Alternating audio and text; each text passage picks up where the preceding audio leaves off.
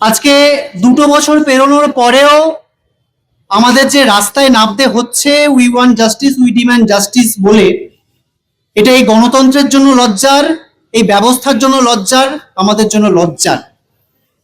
আমরা যে রাস্তায় আছি সেটা গর্ব করে বলার কিছু নেই, কেননা আমাদের রাস্তায় থাকতে হচ্ছে 2 বছরের পুরনো একটা খুন ধর্ষণের মামলার এখনো নিষ্পত্তি হলো না বলে। এটা এই গণতন্ত্রের স্বরূপ, এটা এই গণতন্ত্রের চিত্র। যে সিবিআই, যে কিনা দেশের সর্বোচ্চ তদন্তকারী সংস্থা, সে 2 বছর পেরিয়ে যাওয়ার পরেও একটা সাপ্লিমেন্টারি চার্জশিট দিতে পারলো না। সে প্রাইমারি চার্জশিটে বলল যে তথ্য প্রমাণ লোপাট হয়েছে, সে বলল সে আরো ফার্দার ইনভেস্টিগেশন চালাবে। সেই ফার্দার ইনভেস্টিগেশন এখনো শেষ হলো না।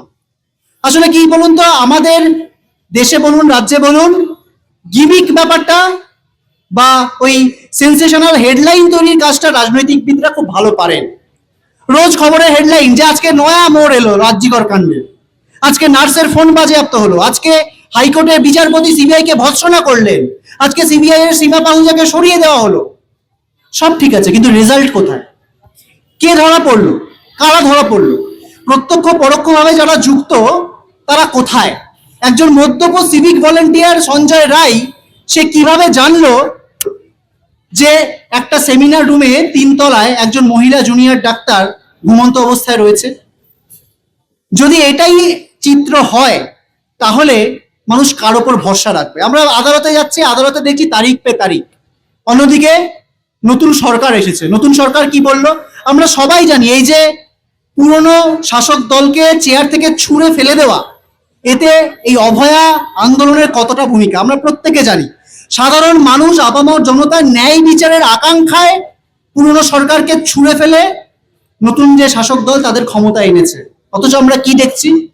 সেই একই অবস্থা আমরা দেখছি। পুরনো শাসক দলের যারা দাগী ক্রিমিনাল অপরাধী, তারা আজকে ভালো তৃণমূল সেজে নতুন শাসক দলের সাথে গা ঘেঁষাঘেঁষি করে দাঁড়িয়ে রয়েছে। আমরা দেখতে পাচ্ছি নারায়ণ স্বরূপ নিগম, যে স্বাস্থ্য সচিব, যে এই সন্দীপ ঘোষ সহ গোটা উত্তরবঙ্গ লবির প্রত্যেকটা দুর্নীতির পৃষ্ঠপোষক, আজকে আমরা দেখলাম তিনি বর্তমান স্বাস্থ্যমন্ত্রীর পাশে দাঁড়িয়ে অভয়ার জন্য যেন নাকি 2 মিনিট নীরবতা পালন করছেন। এটা লজ্জার বিষয়, এটা একটা প্রহসন। খুব বেশি কথা বলার নেই। দেখুন, অপেক্ষা আমরা করতে রাজি আছি, বিচারের অপেক্ষায়।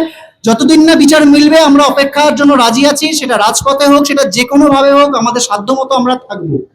কিন্তু এটা কিন্তু বুঝতে হবে, সরকারকে বুঝতে হবে যে তাদের মানুষ ক্ষমতায় এনেছেন এই যে অভয়া বিচার পাওয়ার জন্য, আর একটা অভয়া যাতে না ঘটে তার জন্য। মানুষ কিন্তু সবকিছু নজরে রাখেন।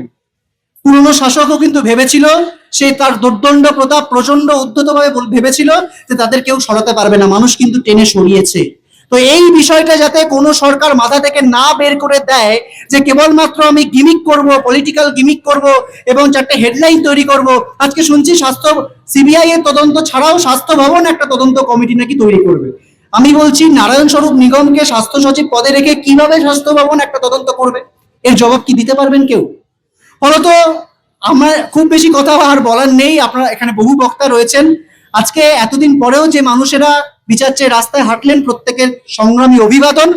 কিন্তু একটাই কথা বলবো, যে যতদিন না বিচার পাওয়া যাবে এবং যতদিন না আর একটাও অভয়া না হওয়ার নিশ্চয়তা আমরা পাবো, এটা আমাদের পেতে হবে। অভয়া তো একা নয়, অভয়ার পর পুরনো সরকারের আমলে, এমনকি নতুন সরকার আসার পর একের পর এক ঘটনা ঘটছে, এবং তাদের যে ভূমিকা, সেই ভূমিকাও কিন্তু প্রচন্ড আশাপ্রদ কিছু, তা বলা চলে না।